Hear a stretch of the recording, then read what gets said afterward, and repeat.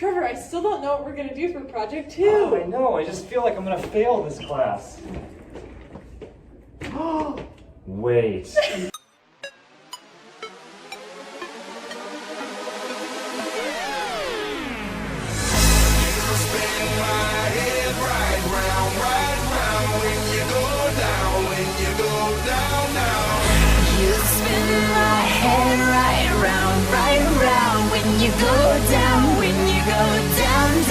How torque due to friction in a chair's axle is related to velocity, we take data using an accelerometer and an Arduino of a chair spinning. After reading this paper, Precise Measurement of Velocity-Dependent Friction in Rotational Motion, published in the European Journal of Physics, we expect that frictional torque will be proportional to angular speed. They demonstrated this in their experimental results, clearly indicating a direct relationship between speed and frictional torque. Our Arduino is hooked up to a gyroscope sensor right here. It is also hooked up to an SD card right here for it to write the data. It also features an LED right here that indicates when it's taking data, and this switch to turn on the data. And the whole thing is powered by this 9-volt battery right here. The MPU 6050 module that we are using for data taking has a 3-axis gyroscope and a 3-axis accelerometer. The gyroscope is used for measuring rotations around the X, Y, and Z axes. When the gyros are rotated, the Coriolis effect creates vibrations that are detected by a capacitive pig-off and output as voltage. The accelerometers each have a proof mass. When the accelerometers are accelerated, these masses displace, and capacitive sensors detect the displacement and also output a voltage. We put the machine in this box and taped the box to the chair to keep it safe while the chair is rotating. We measured the radius from the center of rotation of the chair to our accelerometer to allow us to calculate angular acceleration. We then stuffed the box with this tissue paper before spinning the chair so that the Arduino won't budge. At the beginning of our Arduino code, we set up our variables for data taking. In the setup loop, we set our pin modes. Pin 10 is output for the SD card shield. Pin 3 is output for our LED. We set up all the information for our accelerometer, and then we print a header to our text file to reference for our data. We also initialize pin 7 to read our switch position. In the void loop, we first have an if statement to check if our switch is on. If the switch is on, we measure the time in milliseconds, and then open our SD file. If the SD card file opens, we measure our accelerometer data here, and then we print this data to the file in the same form as our header. We then close the file and flash an LED. If for some reason the file did not open, we have the same delay, and then we just loop again. For each run of data taking, we insert the SD card into the Arduino, then we connect the battery and pad the Arduino with tissue paper. We flip the switch to begin data collection and spin the chair. When the chair is finished spinning, we remove the tissue paper, flip the switch back, remove the battery, and take out the SD card. The SD card can then be put into the computer to take the data. We performed 15 different data taking runs. We then added weight to the chair in 9 different configurations to change the moment of inertia of the entire system, which will help us find the moment of inertia of the chair.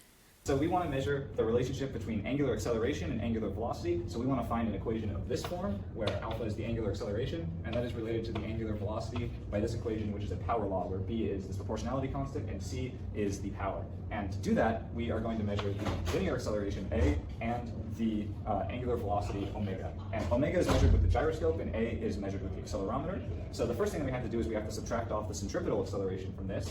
And the centripetal acceleration is given by this equation. And then we're going to say that V is equal to R omega. So then this becomes R squared omega squared over R, which ends up being R omega squared. And then the angular acceleration alpha will then be given by A minus AC over R.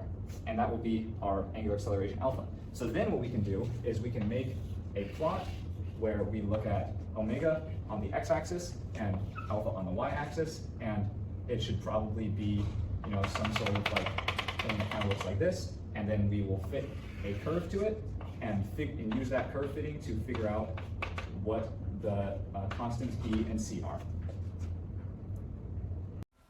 So this is the script that we use for analysis to find the relationship between the angular acceleration and the angular velocity. First thing to notice is we have these functions for mapping the values read by the sensor to real-world values like radians per second and meters per second squared. Then we see that it looks through all the files in the containing folder, which there are about 15 runs that we did, and then it will loop through every single file, read the data. It will truncate the data based off of this array, and that was because sometimes the switch that we used to start the data taking was a little buggy, so we have to get rid of some of the initial points, but it doesn't really affect any of the data we care about. And this is also just more truncation just for redundancy and making sure that it doesn't have anything bad in there. Then it maps all the measured values to physical quantities, and then it will go through, it'll calculate the centripetal acceleration using gz, which is the angular velocity. It'll then convert the acceleration from the accelerometer into angular acceleration, which is then stored in AX. It will then make some nice plots of everything, and it will fit the angular acceleration versus the angular velocity via this function, which is called power law, and power law is defined up here, which is just a times x to the power of b. So that's the function that we want to fit it to, and then we run this, and we get something that looks kind of like this. So there's a whole bunch of figures made. Most of these are basically the fit that we see. So in any one of these, this is the angular acceleration, radians per second, and this is the angular velocity, radians per second squared. That's the angular velocity. And then this is all the values that we got from all 15 runs. So this is the powers that we fitted, and these red points are points that we threw out because the data was wonky for some reason or another. And then the green is the average of all of them, and then same with this plot here.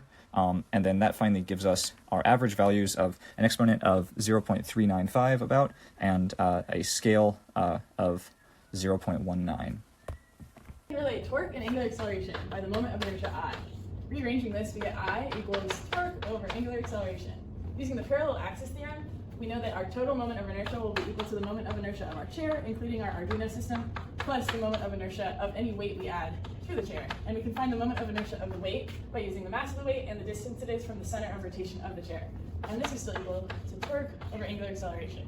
Now, if we know the moment of inertia of the weight, and we know the angular acceleration from our data, then we can rewrite it as I weight equals torque over alpha minus I chair.